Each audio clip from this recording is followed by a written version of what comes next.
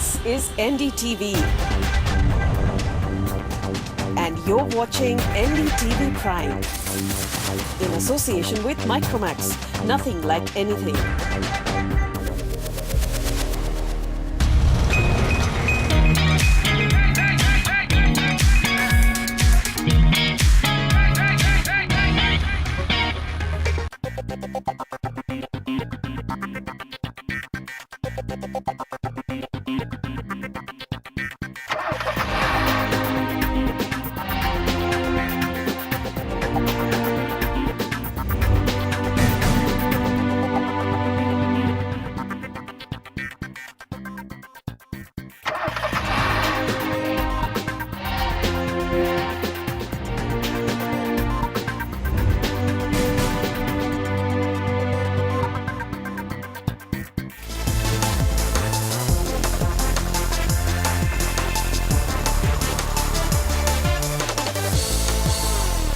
Bienvenue, welcome to CNB folks. I'm Siddharth Vinayak Partnkar. It comes around once every 2 years and it is always action-packed. We are at the 2014 Paris Motor Show. And when I say we've got the team here with us because Team CNB will be bringing you the best. We've got Balakrishnan and Ameya, both of them joining me. And we're going to go into the Porte de Versailles facility. It's a massive campus, as these guys now know. And we're going to bring you the very best of the show. You guys all set? Yep. Let's go. Let's go.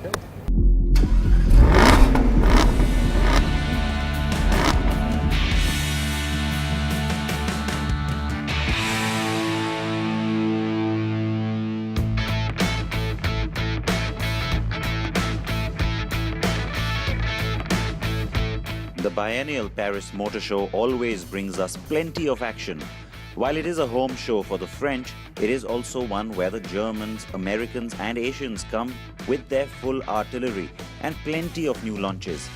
Here are our top picks from this year.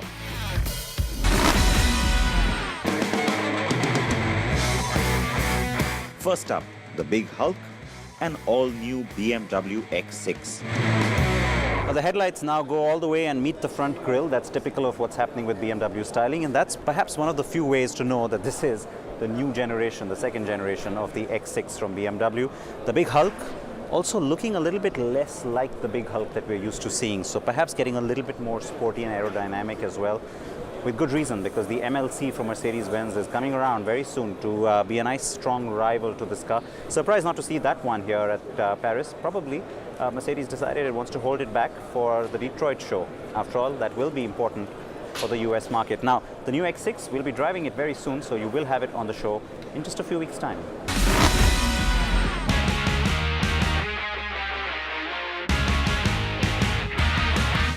Volkswagen has been on a rampage when it comes to facelifts in India. We've seen the Polo, we've seen the Vento, but now there is a new generation of the Passat that will come to India.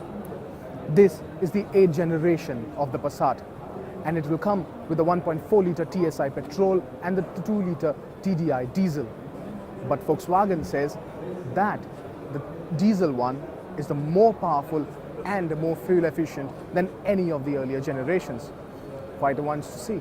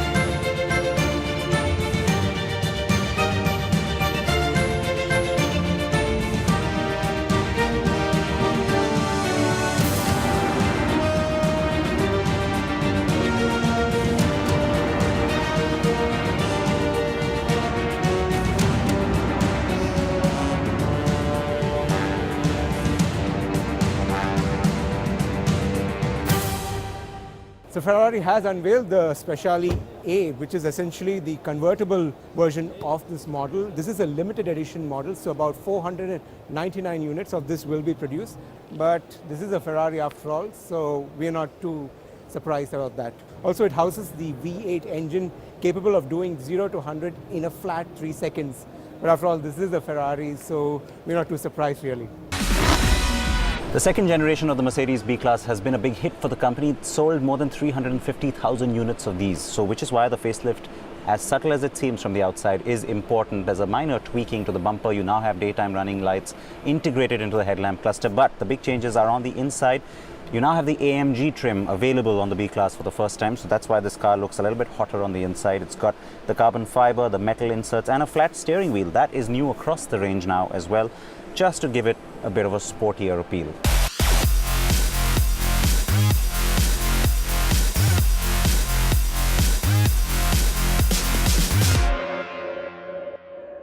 I mean, altogether, our plan for expansion, our plan for leadership has as one strong ingredient the compact car segment, which is a huge segment and which, even more importantly, gives us the opportunity to win over new customers, conquest sales. It does this job perfectly well. We have up to 80% conquest rate, which is kind of unheard of. Of course, India is a young market as far as the population is concerned and the car market, and therefore these cars are very well suited for the Indian market as well and will give us the momentum to go ahead in this market as well.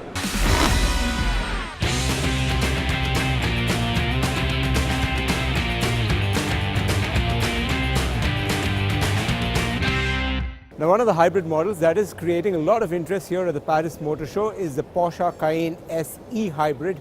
This is the third plug-in hybrid from the Porsche Sable, clearly outlining the strategy for plug-in hybrids from Porsche. Now, this plug-in hybrid will replace the Cayenne Hybrid, which had ended production a few months back.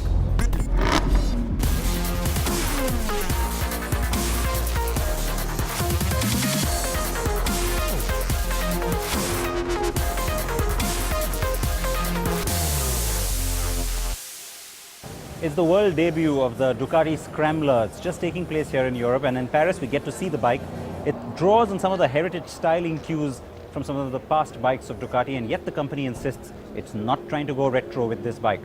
800cc engine, 75 horsepower, 6-speed gearbox, looks really sexy and exciting, and the good news is that for the big re-entry that we're expecting from Ducati, this is one of the bikes that could lead that charge. The price here in France adds up to about 6,70,000 rupees. Add in a little bit of that customs duty, and we're still looking at about a 10 lakh price point when this bike makes it to India sometime in 2015. On that note, it's a quick break that we're going to slip into here on CNB. Plenty more from Paris, from the Mondial, that's coming up on the other side.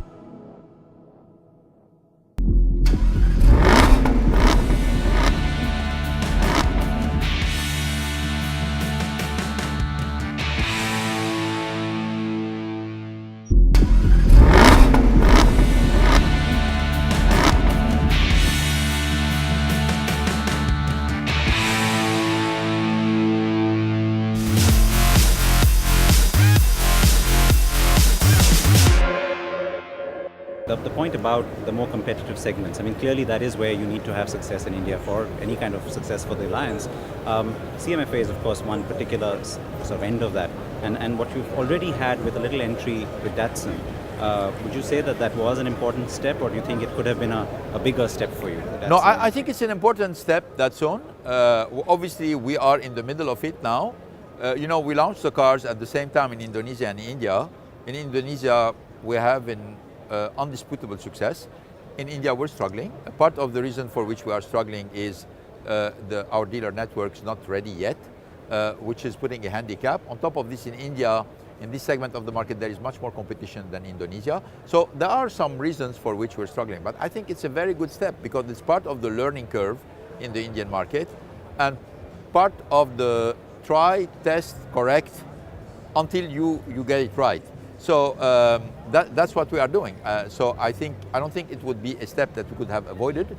I hope it's going to be finally a big success, which we're still working toward this. And if not, at least we'll learn about why, and then we'll come with the correction. You've started to now expand the locally produced car portfolio in India. We've just had recently another variant of the XJ drive-in, which is driving out of the Pune plant. Are we now close to a point where you will start to think about either expanding that plant or looking at a new facility? Yeah, we permanently think over whenever it's the right time to expand the already existing facility. But that means also that we have to have a critical mass to make it happen. And so we are very optimistic that whenever the economy comes back, that we are there right on time. We continue with our top 10 from the 2014 Paris Motor Show. At number 5 is SUV specialist Land Rover with the all-new Discovery Sport. It's a very different character you see on this particular show car. The blackened elements, the grille, blackened headlamp cluster, black inserts in the bumper, and a black little bit of a fender air vent kind of a feel, and of course the black alloys contrasting beautifully off this really hot orange. Shows you the kind of different spaces that Land Rover wants to go into in terms of the kind of customers it's looking at for the Discovery Sport.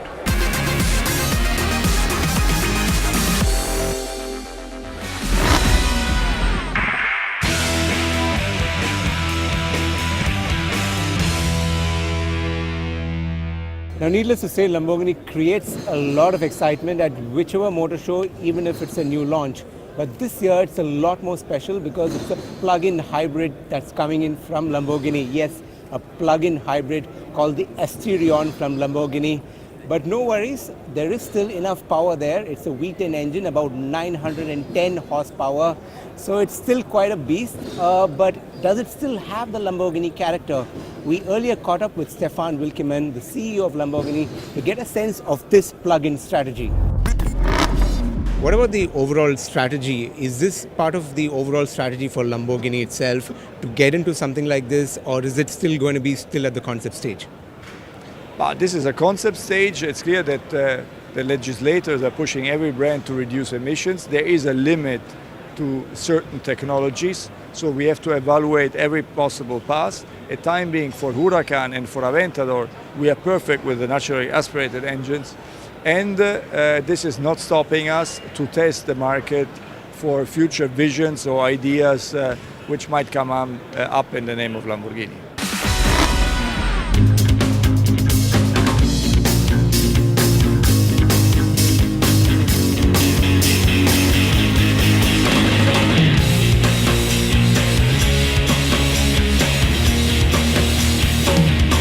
Now, the urban SUV concept had turned into the Vezel a few months ago, and we were told very specifically that car will not come to India. Now you're seeing this. This is the HRV prototype.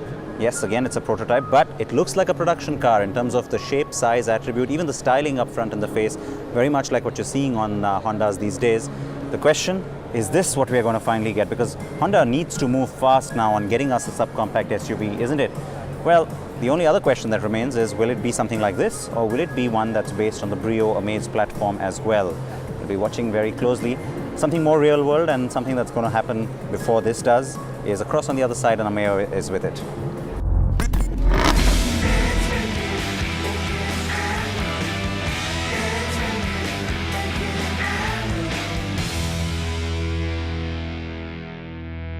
So I'm here with the CR-V, which is bound to come to India. And we can see that there are marginal changes made.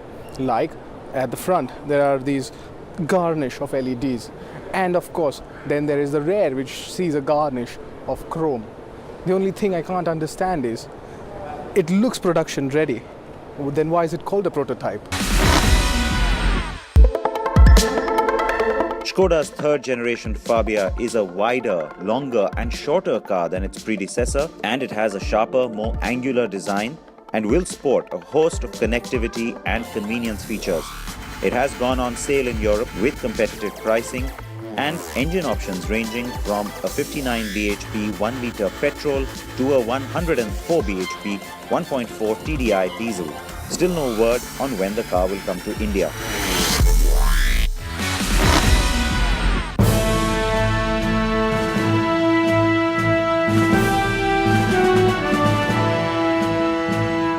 And at number 1 is the car that will make or break Jaguar in the foreseeable future. A 3 Series and C-Class rival, the XE. It's getting a lot of attention, and why not? It had a spectacular debut in London just a few days ago, and now the XE is here for the world to see. Lots of anticipation around this car for the brand, and for me particularly, the color really works. They call it Blue Fire, by the way. Oh yeah, it's got me fired up, that's for sure. But the big thing is going to be, how does the car drive? So that's something we'll have to wait to find out. And the India launch, we'll have to wait even longer. It's probably only going to happen at the start of 2016.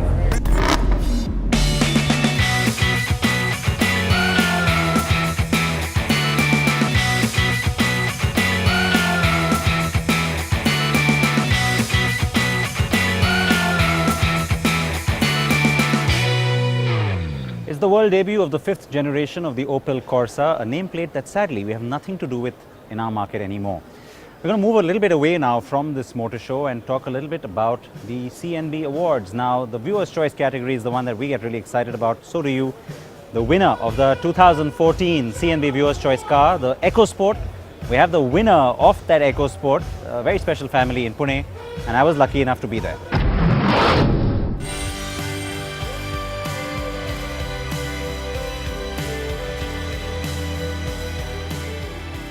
CNB Viewer's Choice Car of the Year. The Viewer's Choice Car of the Year is the Ford EcoSport. Ford EcoSport, the NDTV CNB Viewer's Choice Car of the Year. Congratulations. So there's always lots of happiness and excitement around the CNB Viewer's Choice contest, especially for the winner and the winner's family. This year too, we have a very special family. We're very happy to be able to bring them to their EcoSport today. We're in Pune, of course, that's where the winner comes from, Mrs. Vaidehi Sathe. She's here with her family. She got here a little bit before me, so let's catch up on all the action that's happening here at the Ford dealership.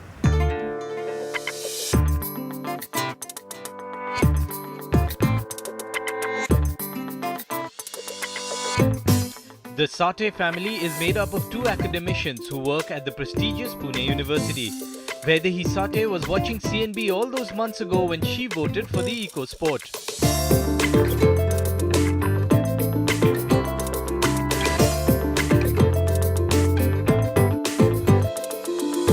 It was a great surprise to me because I ever heard that she has been, but it is not just like first time I have a prize, and it is a great surprise to me.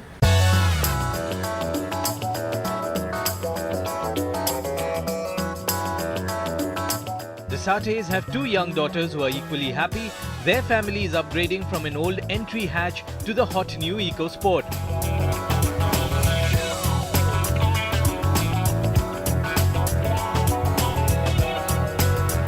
And then it was time for them to get the keys. Now the Sathe family is getting a bit of a brief on the EcoSport, all the features, etc. And they are absolutely excited. I know they can't wait to get out in that vehicle. This is the part which makes it so special for us as well. I'm very happy I got to be a part of all of this happiness with them today. And you know what? That's the thing about the Indian market too. No matter how many cars we get, no matter how advanced the market gets, this kind of emotion, this sentiment, that's uniquely Indian. You can't take that away, and I'm so glad. Hope it stays forever.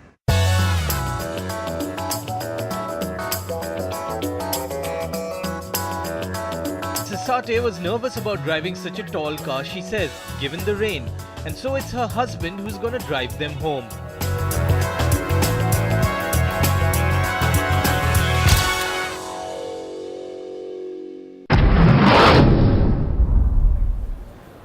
This is the update on the Rolls-Royce Ghost. The Series 2 is the facelift, and there's also some technical upgrades.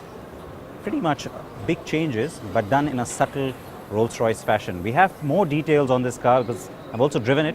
We'll bring you that on the program in one of our forthcoming episodes. But for now, I'm going to say goodbye to you.